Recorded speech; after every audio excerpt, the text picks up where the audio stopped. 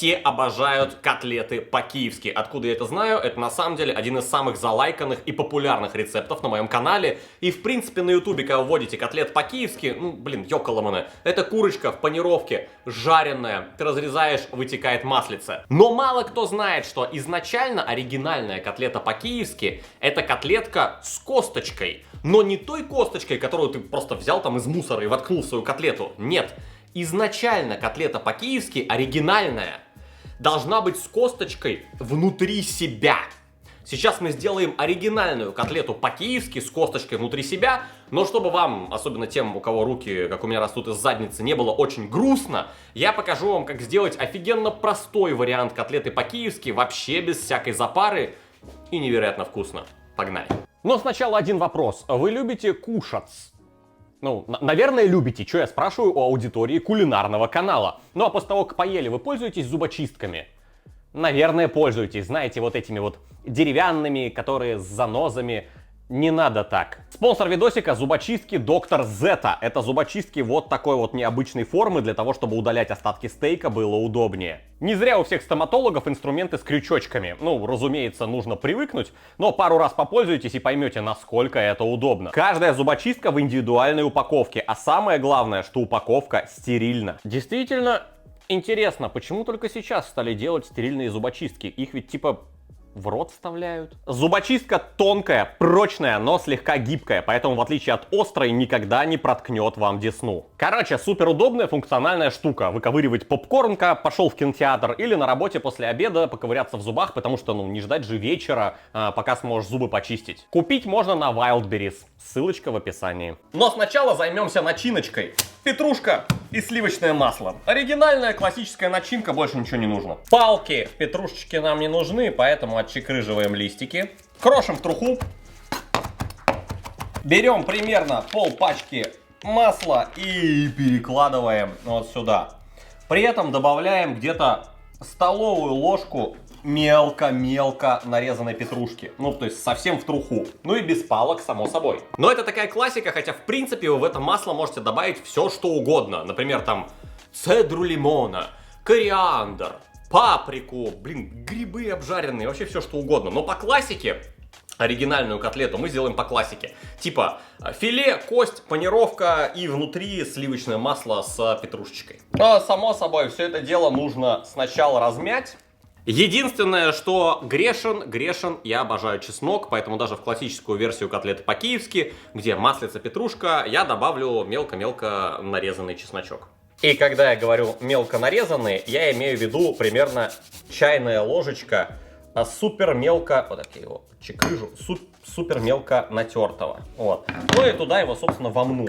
Но это не обязательно, просто мне очень нравится. И второй вариант, для второго варианта, который будет, с одной стороны, супер простой, то есть это может сделать любая криворукая обезьяна типа меня. Но я сделаю, как это говорится, мой авторский вариант я сделаю с вот таким вот чудесным заплесневелым, он же голубой, сыром. То есть отчекрыживаем примерно столовую ложку с горкой сыра. И туда же отчекрыживаем примерно столовую ложку с горкой масла. Ну и все это. Я возьму ту же вилку, которой проминал это, потому что на самом деле пофиг. Сыр мягкий. Он вот так проминается. Шикарно. Разминаем. Всю эту фиговинку заворачиваем в пакетики и кладем в морозилку. Мы начали именно с этого, потому что оно должно подморозиться, пока мы там все разделываем. При этом можно даже не класть в пакетики и не заниматься всякой фигней, а просто навалить на пакет и завернуть. Так, блин. Силиконовая лопата. Заворачиваем. Ну, на самом деле это все супер удобно делать просто руками. Единственная фигня, народ, не делайте типа сильно толстую колбасень. Почему? Потому что потом, ну вот здесь, например, на 2 котлеты, нам все равно придется ее как-то утолкать в филе. Поэтому лучше, грубо говоря, сразу ее раскатать в колбаску толщиной с колбаску, с сосиску. Вот на 2 котлеты мы это потом разделим. Ну и с этой штуковиной тоже все то же самое. Намазали вот сюда. Это сливочное масло с голубым сыром. Блин, офигенное сочетание. И тоже каким-то образом... Давай по-нормальному, нормально же общались, короче. Вот так раздавливаем. И получается, вот у нас тоже такая же колбаска. Все в морозилку. Итак, друзья, теперь основное, самое оригинальное. Берем коречку. Самое простое. Сначала берем ее за ногу, так. Уньк, уньк, уньк. Отчекрыжинок. Оп. Видите, кость. Это нам ничего не надо. То есть нам, собственно, вот эта вот чудесная нога, она не нужна. Да, я не парился. Здесь тоже есть вот, короче, мясо сбоку. Пофиг, короче. Я не настолько запарный черт. Вот, теперь вот так берем опять же за ногу. Вот так, оп, кожу подрезаем. Да, можно вот это как-то устрица называется или что там, вот эта вот штуковина. Говорят, что вот этот кусочек мяса, он типа вообще дофига вкусный, самый офигительный. Не знаю, насколько это правда, я не настолько профессионал. Смотрим, где оно там. Смотрим, где оно там. Оно вот так, косточка. И вот так. Оп. И практически без этого, не касаясь костей, отрезаем. Получается у нас бедра, но они нам сейчас не нужны. Далее можно перевернуть и, смотрите, крылья, вот нам нужна одна фаланга, то есть тут тоже подрезаем крылышко, можно его, как сказать, вот так выломать. Оп, отрезали. Второе. Берем вот так берем, где видите перепонка так. Оп, по перепонке, оп, выломали, оп, отрезали. Шикарно. Остается у нас, собственно, вот сисяндры и остается каркас. Ну, каркас, на самом деле, ну, можно сразу его как бы вот так отчекрыжить, можно особо не париться. Лучше не париться, объясню почему. Потому что вы можете неаккуратненько срезать часть крыла, случайно все это дело отрубая. То есть я сейчас как бы запарюсь, вот так, но это не нужно делать на самом деле. Он все равно потом останется, и когда у нас останутся уже крылышки и всякое такое, можно будет с ним работать. Но опять же, я говорю, это я вот сейчас упарился, чтобы было для видео покрасивше. На самом деле оставляйте это все на потом. Итак, у нас остаются, извиняюсь, сисяндры и вот грудные мышцы. И две вот таких вот ножки. Кожа нам тоже не нужна. Вот здесь как бы с этой, не знаю, как назвать, сгустки вот так берем, чуть подрезаем. И сдираем эту кожу нафиг. Она нам как бы тут тоже не нужна. Там вы уж сами решайте, в бульоны вы ее кинете или куда. Это дело ваше. Что получается? Вот такая вот фиговина. То есть крылышки, одна фаланга и вот эта штука. А теперь медленно вы так, медленно, как говорят американцы, take your time, take your time. То есть вообще не торопимся, отслаиваем острым ножом, просто отслаиваем грудку. Помогаем себе пальцами, но стараемся, вот видите, здесь вот это вот крылышко, а вот здесь, как она называется? По-моему, она называется вилочковая кость или что-то такое. И нам нужно, чтобы этой вилочковой кости ее не было. А крылышко осталось, поэтому, не знаю, там Саня тяжело снимать, потому что я постоянно двигаюсь, но ладно. Вот так берем, находим, где кончик этой косточки, вот, отлично. И отделяем вот так. То есть, видите, крылышко осталось, грудка осталась. Показываю еще раз. Сам для себя, скорее всего. Берем медленно, медленно, медленно. Супер острым ножом, проверяя все руками. Вот так. Оп, оп, оп. Вот тут все отслоили. Отслоили. Смотрим, что там дальше. Отслоили. Перевернули.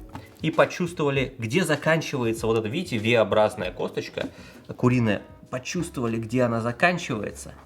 И ее отрезали. Вот так. Так, аккуратненько. Тут дальше все отслою. Вот так. Вот так. Я знаю, мне сейчас кто-то скажет, типа, ты охерел так запариваться? Ты что, офигел, что ли? Нахрен это надо? Я понимаю, сейчас погодите, мы вот сделаем вот так вот. Вот, и сейчас быренько покажу еще вариант, который будет с голубым сыром, который супер простой. Косточку, вот эту вот косточку, ее нужно зачистить. Это нужно чисто для подачи. То есть берем всякое, обрезаем, отрезаем и зачищаем. Повторяюсь, чисто для подачи. Опять же, take your time. Мясцо срезает. И, кстати, если что-то остается вот на этой фигне, вот, видите, косточка чистая, а здесь какое-то мясо осталось. Не парьтесь, это можно в фольгу зафигачить. Ну, в целом, вот так как-то. Далее смотрим. Внутри грудки, ну, в той части, которая прилегала к куряке, есть вот эта вот филешечка, она нам нужна в отдельном виде. То есть мы ее вот так вот, опять же, острым ножом отрезаем. У нас получается вот такие вот две грудки, которые можно с легкостью поднять за кусок крыла. Что мы с ними делаем? Нам очень нужно увеличить их в размерах. Для этого мы берем и расслаиваем их вдоль. Если не очень аккуратно получится, то и бог с ним. Фишка в том, чтобы площадь получилась, вот так, видите, расслаиваем, чтобы площадь получилась как можно более большая. Вот. Переворачиваем. Вот. Не отрезаем кость, само собой. Просто забуриваемся вот так и делаем вот такую вот плоскую штуковину. Вот. Идеально. Если что-то немножко порвалось, пофиг, там все равно все будет завернуто еще в кусочки этого филе, которое мы отрезали изнутри. Обязательно нужно отбить. Сейчас мы туда никакое масло не завернем. Нужно отбить. Сделайте это либо через обычный одноразовый пакетик, либо через пленку, через что угодно. Только не торопитесь. То есть не нужно, вот у меня, например, есть этот топорик чудесный сделан. Смотрите, у меня, короче, есть вот чудесный топорик, молоточек. У него есть вот такая вот часть с пупырышками, грубо говоря. Не нужно ее использовать. Используйте плоскую часть. Можно даже раскатать скалкой. Показываю. Например, кладем вот тут пакетик. Вот у нас все прилегает. И вот так вот. По краешкам проходимся. В идеале, чтобы ничего не порвалось. Кость я не отбиваю, чтобы она там вылезла. Просто делаю мясо мягеньким. Следите, чтобы вот доска у меня черная не особо-то просвечивала. Видите, маленькая дырочка. Ну ничего. Перекладываем этот же пакетик вот сюда, на этот кусочек филе. И его тоже делаем плоским. Идеально. Вот так вот. Получается у нас две вот таких вот плоских грудки с торчащими ножками, я хотел сказать. На самом деле это крылья. И два вот таких вот микрофиле, тоже распластанных. Это, кстати, ключевой момент. Сейчас филехи можно посолить и поперчить. Почему? Потому что потом будет поздно. Потому что потом уже мы все закрутим, вот так вот панируем, будем жарить.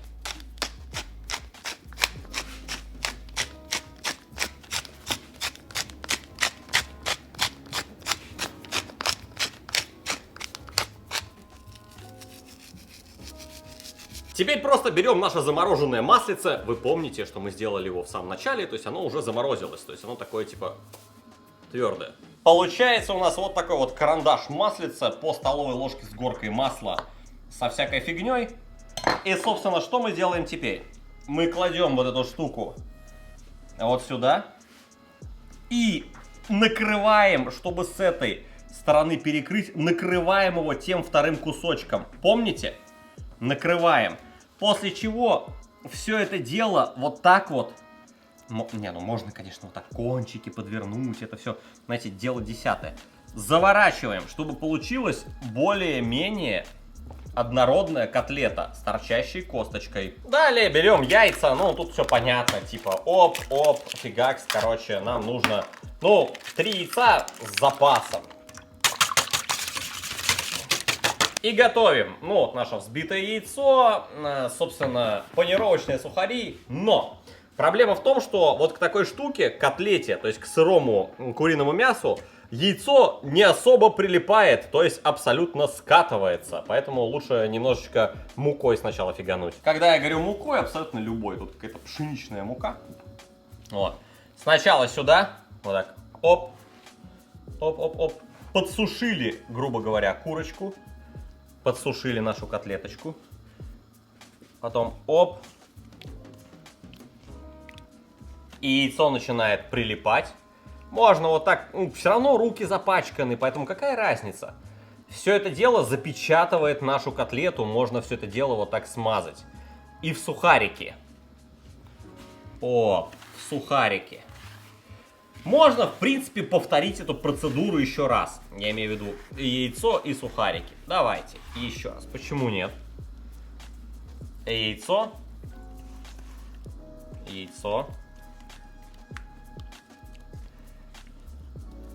И сухарики.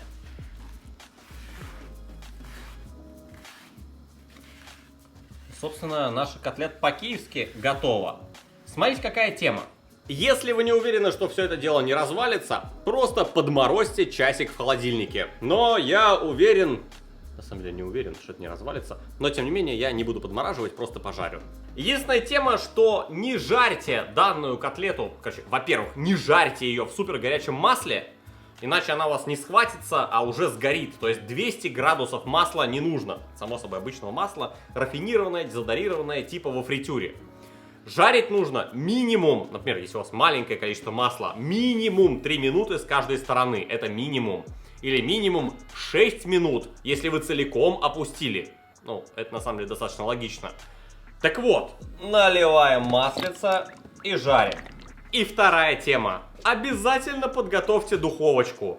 Если вы жарите котлеты по-киевски, у которых в центре ледяной кусок масла, он запечатается, это все прекрасно, но только доведите их хотя бы 10 минут при 200 градусах. То есть изначально у вас духовочка, когда вы жарите во фритюре, у вас духовочка должна быть нагрета до 200 градусов на 10 минут, не на 5, не на 7, а на 10 минут. Средняя грудка курицы, вот как мы сейчас все свернули, она идеально прожарится.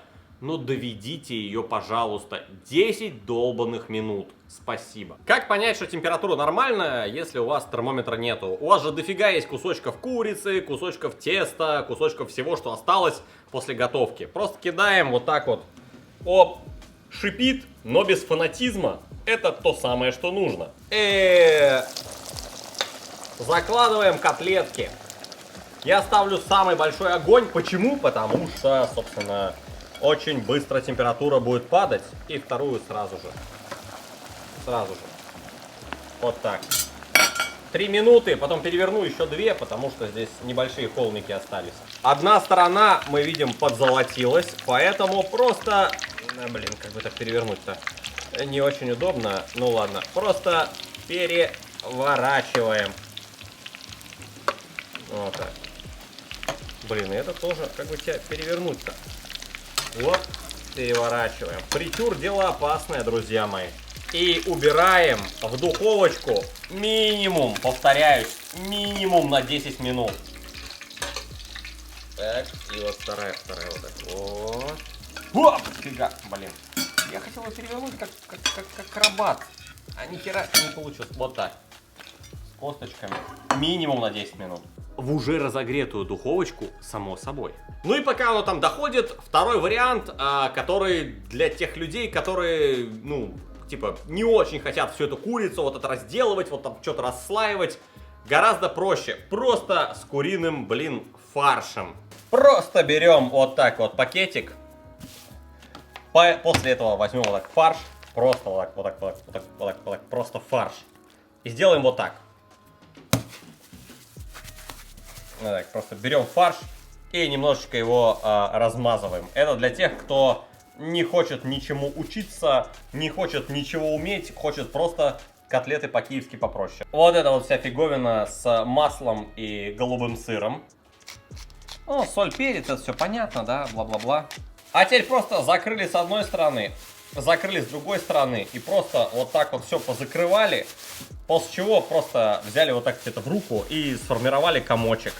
Вот вам и микрокотлета по-киевски, которую не нужно учиться делать. Но вы, конечно, можете смазать руки маслом и еще немножечко вот это вот все вот так подкатать. Вот так, типа, ой, чтобы было все это дело, значит, идеально вот по форме. Если видите, что где-то что-то торчит, вы можете залепить вот так вот. Но, в принципе, никакого умения вам для этого не нужно. И ничего уметь разделывать не нужно. Но что касается котлетки из фарша, ее совершенно не обязательно, так она и так влажная, ее совершенно не обязательно окунать в яйцо. Достаточно просто панировать по мере сил и кинуть в масло.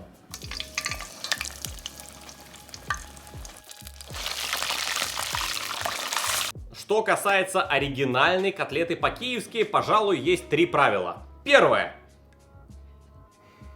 Да вы заебали, что вы меня смотрите? Первое, она должна быть прожарена до конца внутри. Для этого мы поставили ее в духовку. Второе, масло при подаче вот этот кусочек сливочного масла должен остаться внутри. То есть, когда мы разрежем, оно должно вытечь. И третье, она должна быть с косточкой. Я не знаю, почему так повелось, но вы должны иметь возможность поднять котлету за эту косточку.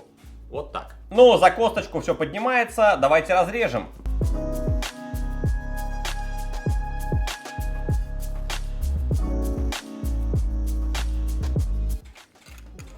Да, все масло осталось внутри со всей петрушкой, и вот оно вытекло, вот оно вытекло. То есть вы видите, действительно все масло с петрушкой, которое мы можем потом смешать с, ну, у нас пюреха, само собой, вот, можно с рисом, оно все осталось внутри. По готовности все идеально, то есть абсолютно никакой разовизны. 10 минут 200 градусов в духовке, все идеально. Далее, тест.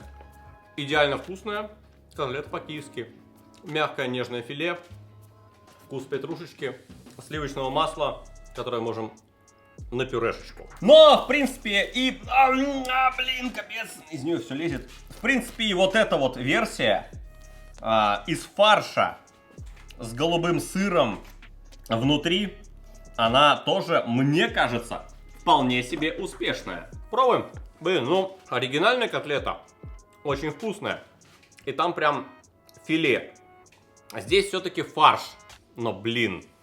Вот эта тема из серии перемешать масло с сыром, с плесенью. Да, кому-то он не нравится. Но как же нежно. Просто офигенно нежно. И сливочное масло, оно прям под хрустящей корочкой. Это просто божественно. Кто хочет повторить, не обязательно пересматривать это видео. Проходим по ссылочке в описании, там все граммовки есть. А с вами был славный дружа Обломов. Кушайте много, кушайте вкусно. И если честно, то простая версия котлет по-киевски это типа 10% от разделки вот этой всей, но 90% от вкуса. Огромное спасибо всем, кто ставит пальцы вверх. Всем пока.